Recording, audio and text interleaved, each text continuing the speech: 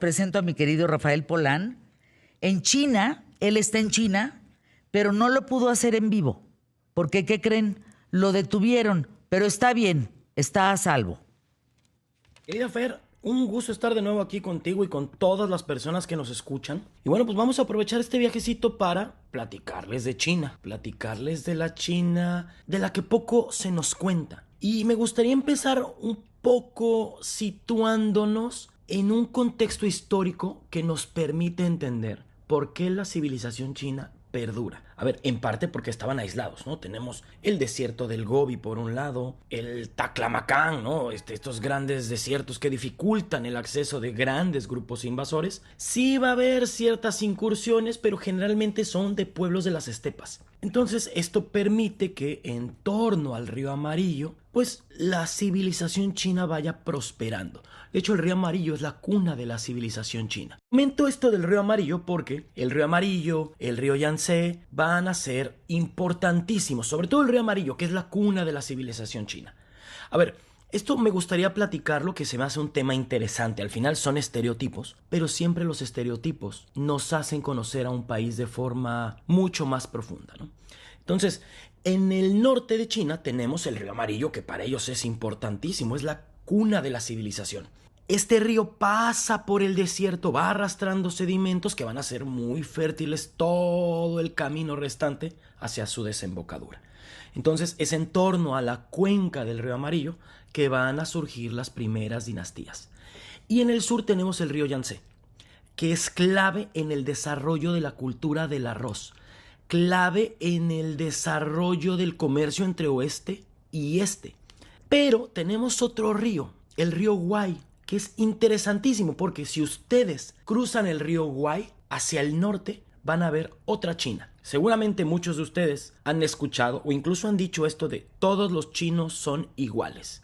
Y técnicamente, a ver, no, de ninguna manera son todos iguales. Y les va a quedar clarísimo después de este ejemplo. A ver, seguramente en los Juegos Olímpicos ustedes han visto que hay unos chinos de 2 metros espectaculares, fuertes, gigantescos, que hacen de todo. Gimnasia, natación, y que son buenos para el deporte, ¿no? Y de pronto ves imágenes del ejército chino y ves unos soldados físicamente imponentes. Pero seguramente ustedes han visto que cuando hay competiciones de matemáticas, pues no llega un chino gigantón de 2 metros musculoso y se saca 10 en matemáticas. Este es un estereotipo que existe en China y que tiene que ver con la China del norte, la China donde se consume carne y la China del sur.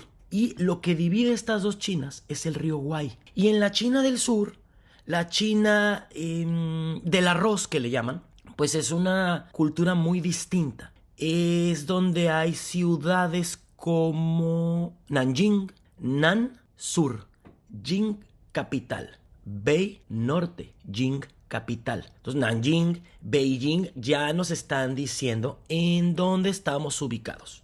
Si ustedes están en la China del trigo, o sea, la del norte, ustedes van a comer más fideos, dumplings, hay más cereales, hay sabores mucho más fuertes, hay olores mucho más fuertes. Son estereotipos, ¿no? Se habla de que son personas más decididas, son personas un poco más directas, y en cambio los del sur, que además el sur es mucho más poblado, ¿eh? En el sur hay ciudades como Chengdu, por ejemplo, que es complejo esto de la gastronomía china, ¿no? Pero Chengdu es una de las capitales gastronómicas de China. Y bueno, en el sur hay más gente. En el sur es mucho más difícil que hables mandarín y te entiendan. Hay más dialectos. El cantonés. Luego me dice la gente, oye, yo sufrí un poco con el idioma en Beijing. Bueno, en el sur les van a entender menos. Pero los del sur tienen el estereotipo de que son más, no amables, porque en general todos tratan de ser amables, pero son más, los del norte se burlan, ¿no? Un poco, y dicen los del sur son más sumisos. Y los del sur dicen, no, los del norte son más rudos. Y también, ¿en dónde se va a comer históricamente más carne? Pues en el norte, ¿no? Entonces, a lo largo de las generaciones, a lo largo de los siglos, pues físicamente se empezó a notar esta diferencia entre las dos Chinas. Entonces, este estereotipo que tenemos en el mundo acerca de todos los chinos son iguales, uno llega a China y se da cuenta que no, que la gente del norte es más alta, es más directa, la gente del sur tiende a ser más discreta. Es una discusión que, repito, a ver, al final son estereotipos, ¿no? Como en México los tenemos. Por ahí dicen, no, es que los de Monterrey son codos, los de Yucatán son cabezones, ¿no? A ver, me queda claro que más allá de que esto sea real o no sea real, son estereotipos.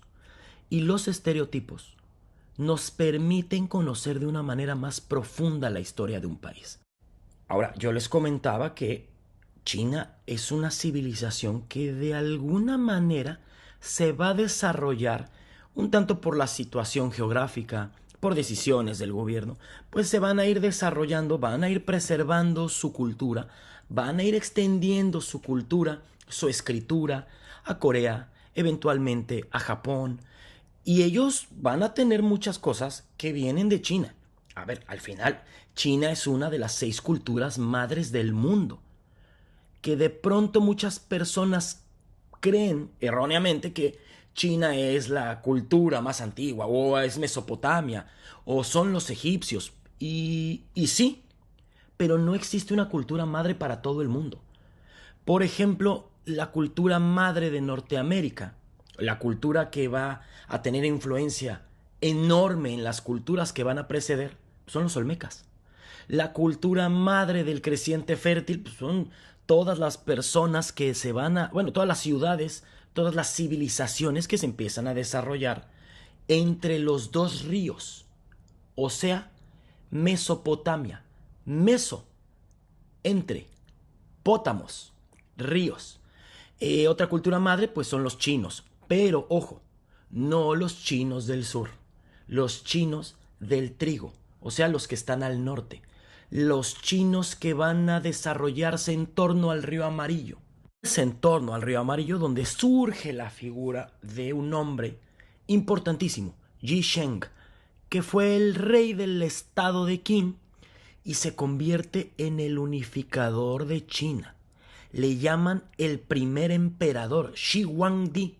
Y a este señor se le debe, bueno, la China que ha sobrevivido, la China que, a ver, durante su reinado se van a implementar reformas donde se va a estandarizar los pesos, las medidas, la moneda. Esto permite una administración mucho más eficiente. Este señor además va a hacer lo que grandes emperadores, grandes líderes en todo el mundo han hecho: la construcción de carreteras, de canales, de caminos. Todo esto permite pues que la comunicación sea mucho más eficiente, que la gente esté enterada, sobre todo el gobierno, sobre todo los representantes que están en torno a este primer emperador. Bueno, saben si hay alguna invasión del norte, se va a iniciar durante el reinado de este señor la construcción de la Gran Muralla China. Que la Gran Muralla China es otro tema, porque la gente cree que es una Gran Muralla China, como la llaman, pero en realidad la Gran Muralla China eran y es una serie de murallas que se construyeron en distintas épocas. Es un poco como la ruta de la seda. No existe una ruta de la seda. Es una serie de caminos que van a conectar Oriente y Occidente. Bueno, la Gran Muralla China es una red de murallas que cada emperador o rey o gobernante en turno pues va a ir levantando, mejorando. Él va a ordenar que ciertas murallas que ya existían pues se remodelen, va a abolir el feudalismo, va a dividir su imperio en provincias, y como todo está unificado, pues es mucho más fácil, designando a funcionarios, pues centralizar el poder en torno a su figura. Les recomiendo una película que es del mismo director que hizo El Tigre y el Dragón, Ang Lee. La película se llama Héroe. Visualmente bellísima. Si no mal recuerdo, también estuvo nominada al Oscar o ganó alguno. Y esta película, bueno, nos habla de un intento de asesinato a este primer emperador. De verdad, se las recomiendo mucho. Y este es el emperador famoso de los guerreros de terracota. Él es conocido por su obsesión con conseguir la vida eterna Y parece ser que buscando elixires y a través de sus médicos, los voy a llamar, que le van recomendando pócimas, parece ser que esto es lo que contribuyó a que su muerte se adelantara en el 210 a.C. Y esto que conocemos como los guerreros de terracota es un ejército impresionante en donde vemos este deseo del primer emperador para conquistar el más allá. De acuerdo a las creencias chinas, la vida continúa en el más allá de una manera muy similar a lo que tú viviste en la Tierra. Entonces, es muy probable que este emperador quisiera que este ejército que conocemos como los guerreros de terracota lo acompañara en el otro mundo. Salvo esta parte de los guerreros de terracota, el lugar más impresionante es la tumba del primer emperador. Pero esta tumba no se ha abierto, probablemente por el impacto que causó cuando se descubren los guerreros de terracota. Todos estaban policromados, estaban llenos de colores. Y cuentan los arqueólogos, se descubre hace relativamente poco, en los 70s, que al contacto con el medio ambiente, al contacto con el aire, los colores se fueron desvaneciendo y a los pocos minutos ya no había colores. Entonces es muy probable que el impacto que causa esto en los investigadores ha hecho que vayan muy lento, pero muy lento, en los trabajos para abrir y preservar el lugar de descanso del primer emperador, que además dicen, por lo que se cuenta en las fuentes, que es impresionante. Así que ojalá nos toque en vida saber qué hay allá adentro. El mundo todavía tiene muchas cosas por descubrir. Y por lo pronto me despido, Fer. Nos vemos la próxima semana desde Tailandia. Y aquí continúo reportando para QTF. Gracias, mi querido Rafael Polán. Gracias. Hablaba yo que China costó mucho trabajo, sobre todo porque entrando a China se dan cuenta que el señor Polán tiene más de 500,000 de seguidores. Y ahí la cosa cambia. Ya nos platicará él cómo le fue.